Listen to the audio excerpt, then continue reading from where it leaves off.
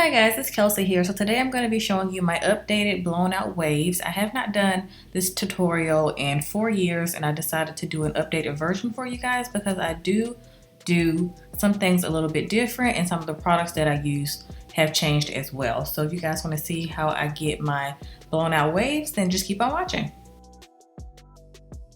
So I'm just starting out with drying my hair with this t-shirt. It's been in this t-shirt for about 10 minutes and I shampooed and conditioned my hair with the Living Proof No Frizz shampoo and conditioner. I love that shampoo and conditioner. I also use it sometimes to straighten my hair as well.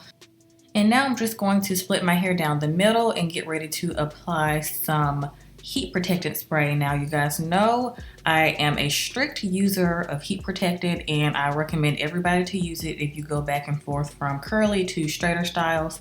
It's very necessary in order to keep your curl pattern. So I kind of go crazy with this. So I'm just going to spray that all over my hair, at the top, at the bottom, on the ends, everywhere. And I've been using this Tresemme Heat Tamer Spray for about 10 years, almost 10 years. So it's never failed me and I highly recommend using it if you haven't already. And after I apply my Heat Tamer Spray, I'm just going to separate my hair into 4 sections before I go ahead and apply my leave-in.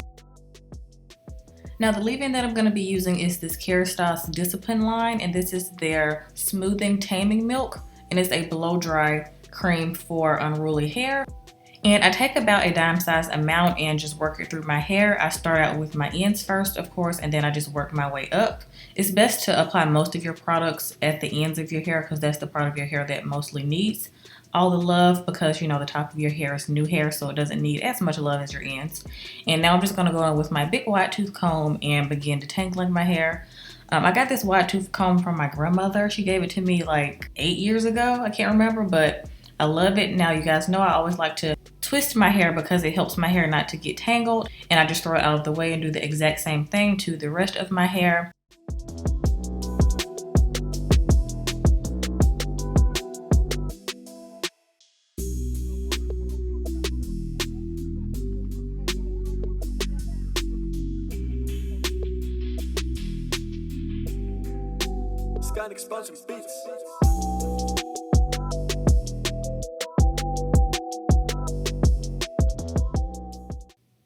Okay, so now that I've got my hair detangled and my leave-in applied, I'm going to go ahead and start the blow drying process. Now I'm going to be using the Dyson blow dryer. This is Kendra's. I need to get my own, but this blow dryer is very expensive. So yeah, I'm going to be using her for the time being, but I'm using this on warm heat. So when I'm doing my blown out waves, that's something that still has not changed. I always use warm heat instead of hot, because if I'm straightening my hair, of course, I will be using it at the hottest setting, but I'm using it at the lowest setting with this. So I'm just gonna go ahead and begin blow drying. I started out with my wide tooth comb, and then halfway through I just pick up my paddle brush. You guys know the drill from my straightening hair routine if you guys watch that. So the difference with this is I don't subsection my hair when I'm blow drying, when I'm doing my blown out waves, because I'm not trying to get my hair as straight as possible when I'm doing this type of look. Now if I was straightening my hair, of course, like I said, I'll be using hot heat, and I'll be trying to get my hair as straight as possible so that it takes less time to straighten, but I just need to get my hair stretched. Okay, so for the waves, I'm going to be using my oldie but goodie Cortex 4-in-1 curling wand set. I'm going to be using the second to the smallest barrel because it takes way too long now if I use the smallest barrel. In my old tutorial, I did use the smallest barrel, but for this one, I'm going to be using the second to the smallest. And I'm just going to be applying some more heat tamer spray because you can never protect your hair enough. And I'm going to be parting my hair where I want it.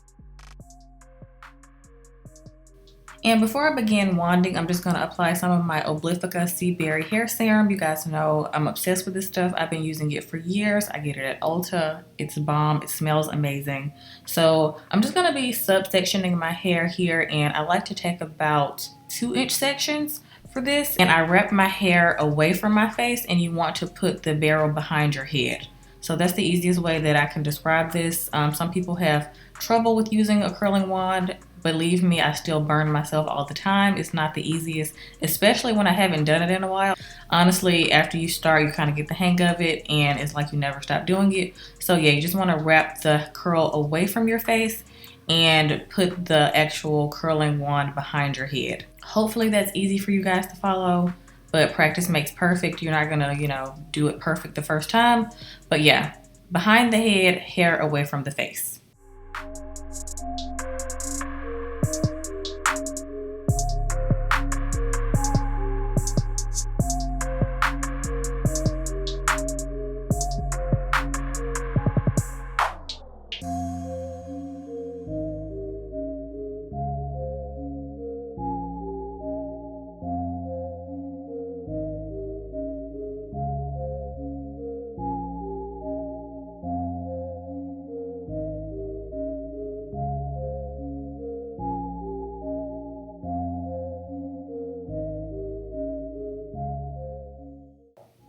Also, after every couple of sections, I just spray my hair with my Garnier Fructis Sleek and Shine hairspray. I've been using this hairspray for years. It's one of my favorites and it's super inexpensive.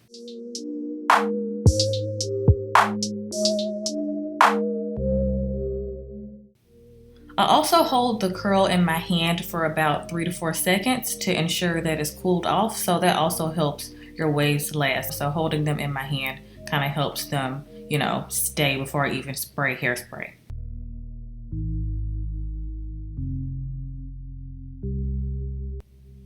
So once I get to the front of my hair for each section, I like to kind of use the wand as a flat iron in a way, just to smooth down my roots a little bit more, because this is the part of my hair that you're going to see, the actual top of my head. So you don't have to do this for your whole head. It's kind of unnecessary, but it is necessary to me to do it in the front because that's the part that's going to be seen, literally the part that's going to be seen.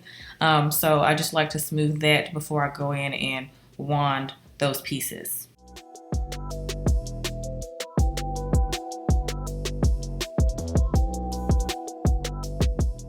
Okay, now that our curls are done cooling, I'm just going to spray a little bit more hairspray and apply some more of my sea berry serum to my ends and also kind of separate the waves a little bit to add more volume to my hair. So I like to do this to each side of my head, and I try to be as gentle as possible, but when I'm trying to stretch them out, I just kind of like to pull on some of them that are a little bit tighter just to get more of the wave look going. And by the way, if you guys have seen my mouth moving throughout this tutorial, I'm not talking to myself. I was either on the phone or I was singing. So yeah. So that completes this tutorial. I hope you guys enjoyed it. Let me know if you guys will be trying this or if you tried this years ago. I hope you guys enjoyed the updated version, and I will see you guys in our next video. Sky expansion beats.